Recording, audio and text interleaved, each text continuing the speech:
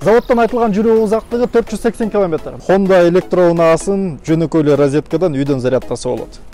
Болгону унааны деген зарядка кошосуңар, анан розеткага сайып коесуңар. Газды жиберсеңер, унаа токтоп калат. Газды бассаңар, унаа жүрөт. Бишкекте, Кыргызстанда ходовой жагынан запчастьтан такыр кыйналбайсыңар. Обычный круиз контроль жана подогрев зеркал бар. Ушул 4 нерсе жөнөкөй комплектациядагы Хондаларда жок. Бул унаа Япониялык Honda бренди менен кытайлык Dongfeng деген компаниясы бирге чыгарылат.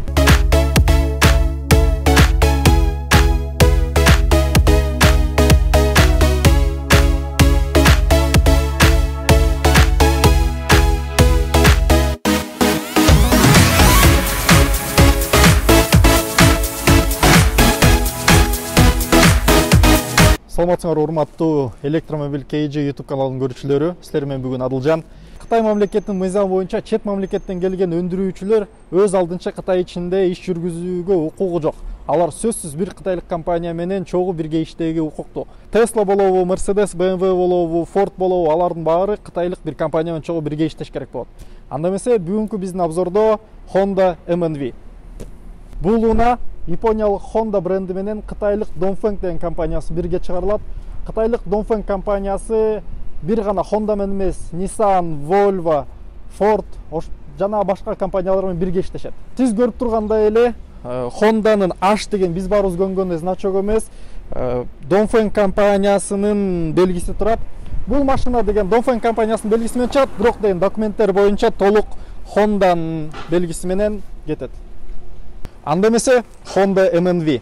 Honda MNV унаасы эки комплектацияда чыгарылат. Бирөөсү жөнөкөй, экинчиси жогорку. Биздин алдыбызда бүгүн жогорку комплектациядагы Honda MNV унаасы.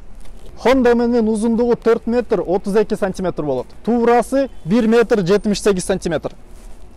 Бийиктиги 1 метр 63 сантиметр. Дөңгөлөктөрдүн баасы 2 метр 61 сантиметр. Бул унаанын салмагы 1 тонна 610 килограмм. Клиренс 17 сантиметр, дөңгөлөктөрдүн көлөмү 18.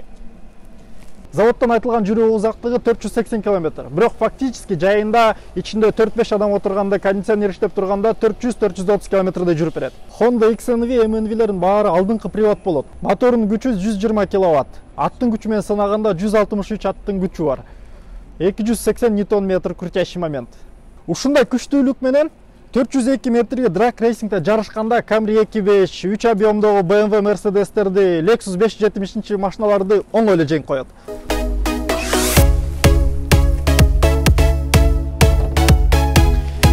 Капоттун астын ачканда бизге биринчи эле инвертор көзгөлөнөт. Бул инвертордон аккумулятордогу переменный токту алып двигательге постоянно ток кылып жөнөтөт. Сиз газды деген басканыңызга жараша көбүрөөк бассаңыз, инвертор аккумулятордон токту көбүрөөк алып двигательге жөнөтөт. Газды жиберсеңер, инвертордон токту албай, аккумулятордон ток албай калат да. Инвертор деген аккумулятордон токту алып дөңгөлөктөрдү жүргүзгөндөн тышкары накат менен кетип баратканда рекуперационный система менен двигательден чыккан токту деген кайра аккумуляторго жөнөтүп, аккумуляторду зарядтап турат. Инвертордун алдында эгерде көрүнүп турган болсо, двигатель жайгашкан болот. Двигатель деген дөңгөлөктөр менен түзмө-түз байланышкан. Жана сиз газды басканда эле оборот дароо эле дөңгөлөккө кетет. Капоттун астында инвертордон, двигательден тышкары дагы 3 радиатор турат. 3 радиатордун экөөсү деген машинанын аккумуляторун жылытуу жана муздатууга керек. Жана бир радиатор салондогу печка менен кондиционерди камсыздайт. Радиаторлорго 20 000 километрде бир антифриз үстүнө коюп турасыңар. Андан тышкары деген бизде омывайка бар, тормозная жидкость жана болду. Адан тышкары трансмиссияга 60 000 километрде бир 2 литр майдан алмаштырып турасыңар, болду. Эч кандай ремень, форсунка, свеча, эч кандай ызычуусу, башты оорутуучу, эч кандай ызычуусу жок. Көптөгөн адамдар сурайт, эгерде обычный круиз контроль жана подогрев зеркал бар. Ушул 4 нерсе жөнөкөй комплектациядагы Хондаларда чырды камсыздайт. Бесключевой доступ, сигнализация, фары, дворниктер, машина деген от албай турган кезде иштетүүгө керек да. Негизи электромобилдерде жалпысынан бир 400дөй эле тетиктери бар.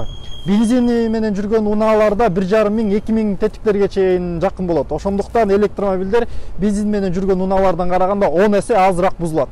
Honda электроунаасын жөнөкөй эле розеткадан үйдөн зарядтаса болот. Болгону унааны деген зарядка кошосуңар, анан розеткага сайып коесуңар. Бул электромобилдин аккумуляторунун емкости 61 киловатт. эгерде үйдөн зарядтасаңар бир 15 саатта зарядталат, 0дон баштап 100%га чейин. Бирок сөзсүз 0га чейин түшүрүштүн кереги жок. Машинада 40% калабы, 60% калабы, машина бош болсо эле зарядка сайып коесуңар, зарядтап туруп эле айдап жүрө бересиңер. Эгерде үйдөн зарядтап 1 киловаттына 77 тыйындан төлөсөңөр, ушул унаа менен 430-400 км жүрүү үчүн 42 сом эле төлөп каласыңар. А эгерде сиз 2 сом 16 тыйындан төлөсөңөр, 430-400 кмди 132 сомго гана жүрөсүңөр. Бирок эгерде сиз үчүн 132 сом же болбосо 42 сом өтө көп болуп жаткан болсо, биздин зарядный станцияга келип бекер зарядтап, унааны бекер айдап жүрөңүздөр. 2021 жылкы Honda MNV 2020 жылкы Honda XN рестайлинг версиясы болот. Honda MNV чоңураак, күчтүүрөөк жана узагыраак жүрөт. Бул Honda MNV жогорку комплектацияда. Жогорку комплектацияда унааларда люк бар.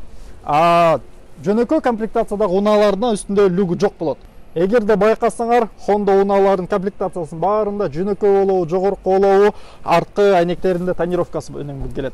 Айтып өткөндөй, эки радиатор деген аккумуляторду муздатып жана жылытат. Орус тилинде бул контурное охлаждение деп коет.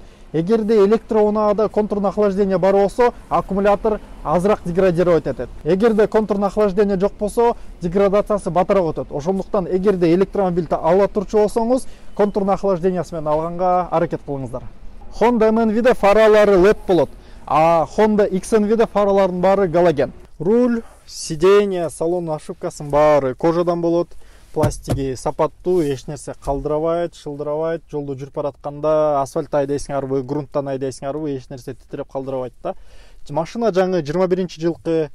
Айдоочунун сиденьясын артка, алдыга, спинкасын жана деген кааласаңыз өйдө көтөрүп алсаңыз болот, кааласаңыз ылдый түшүрүп алсаңыздар болот.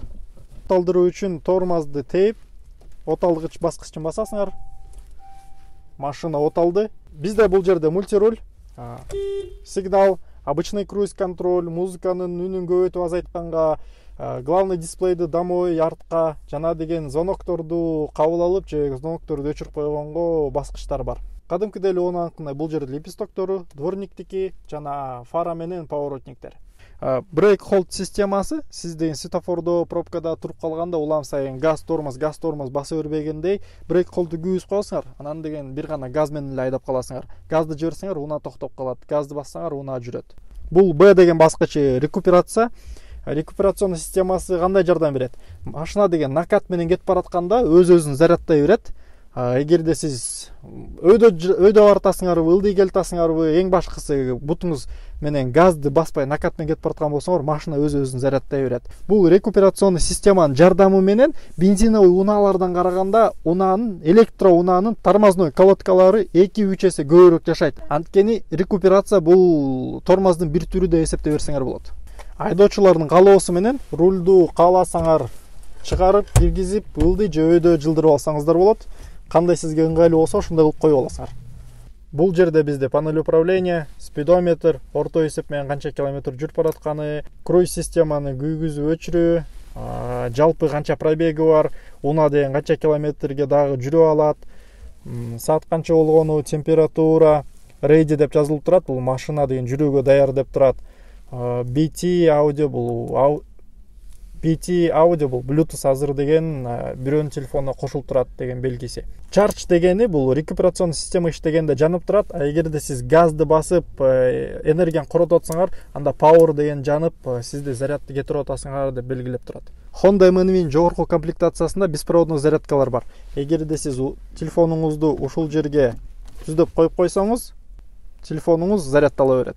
Айдоочу кааласа эшиктердин баарын деген ачып же бекитип коюуга мүмкүнчүлүгү бар. Жана капталдагы күзгүлөрдү өзүнө ыңгайлуу кылып туруп, өйдө, ылдый, капталга кылып жылдырып алса болот. Honda MNV'нин жогорку комплектациясында панорамный люгу бар. Панорамный люгу электрический болот. Биринчи шторкасын ачабыз.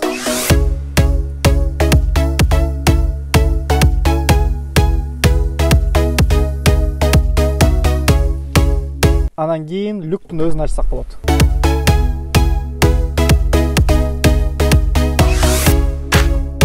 Жолдо жүрүп баратып, эгерде люкту ачсаңыз, бул жерде защитный сеткасы бар. Салон ичинде жарык бере турчу подсветкалары, мультимедиасы сенсорный.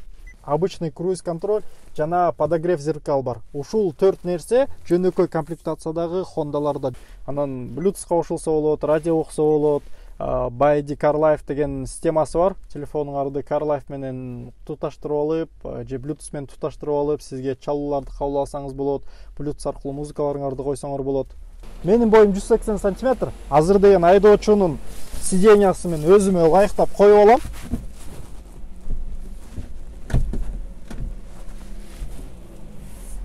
Эми деген артка отуруп көрөлү. Батамбы же батпаймбы? Силер байкап тургандай эле, менин биякта тизелерим кенен, дагы бир 15 сантиметрдей бар. Бою бир 192 метрдей адамдар кенен батат. Салону өтө эле кенен, чоң 4 адам машинанын ичине жөн эле батып кетет. Помните? С какой стороны? Вы говорили, вот тут вот очень... Ар бир унаада боло турчудай эле, бул унаада да подушка безопасности бар. Рульда жана капталда подушка безопасности бар. Ошондой эле жаныңызда отурган пассажирдин подушкасы бар. XNV MNV Honda электро унаасы бензин менен жүргөн 2019 жылкы Honda HR-V базасына жасалган. Ошондуктан бул Hondалардын алдыңкы жана арткы ходовкалары Honda CR-V жана Honda HR-V'ден келет. Бишкекте, Кыргызстанда ходовой жагынан запчастьтан такыр кыйналбайсыңар. Биз айтып өткөндөй эле Honda MNV'нин эки комплектациясы бар. Бирөөсү жөнөкөй, бирөөсү жогорку. Жогорку комплектацияда сиз байкагандай эле электрический люк бар, беспроводная зарядка для телефона бар, обычный круиз контроль жана подогрев зеркал бар. Ушул 4 нерсе жөнөкөй комплектациядагы Хондаларда жок. Азыркы учурда уна бекитилип турат. Унааларда бесключевой доступ бар. Эгерде ачкыч деген чөнтөгүңүздө болсо эле болду. Унанын жанына келип, эшикти ачып, отуруп айдап кете бересиңер. Жана эле бекиткенде эле ачкычтын кереги жок, салыштын кереги жок, бураштын кереги жок. Баскычты басып койсоңор, уна бекилип калды. Болду. Honda MNV'нин багажниги бир эле баскыч менен ачылат. Механический болот. Эгерде байкап келсеңиз, көлөмү бир 400 литрдей. Бул жерде подкуривательдин порту бар. Эгерде кечке маал багажниктен бир нерсе алып же салып калчу болсоңуз, бул жерде подсветкасы бар. Жана ниша инструменттерди салганга зарядникти да ушул жерге салып алып, Кыргызстан кайсы жерине барбайсыңар, ошол жерге барып, үйдөн эле кадимкидей розеткадан зарядтай бересиңер. Жана ошондой эле неполноразмерный, бирок докаткасы бар. Көбүнчө электромобилдерде докатка болбойт, бирок Хондада докатка бар. Көбүнчө эле унаалардыкындай Хонданын арткы айнегинде подогреви бар. Биз аркылуу заказ берген жаңы электромобилдердин баарына 1 жыл же 40 километрге чейин жүрүүгө гарантия беребиз. Электроуна биз аркылуу заказ берсеңер 2 айда келип калат. Наличкага гана эмес, автокредит аркылуу Кыргызкоммерцбанк, Байтүшүнбанк, Айылбанк, Доскредабанк аркылуу кредитке алсаңыздар болот. Honda MNV'нин кузову несущий болот. Алдыңкы подвескалары Макферсон независимый, арткы подвескасы многорычажный независимый. Honda XNV'ден болгон дагы бир айырмачылыгы Honda MNV'нин үстүндө рейлингтери бар.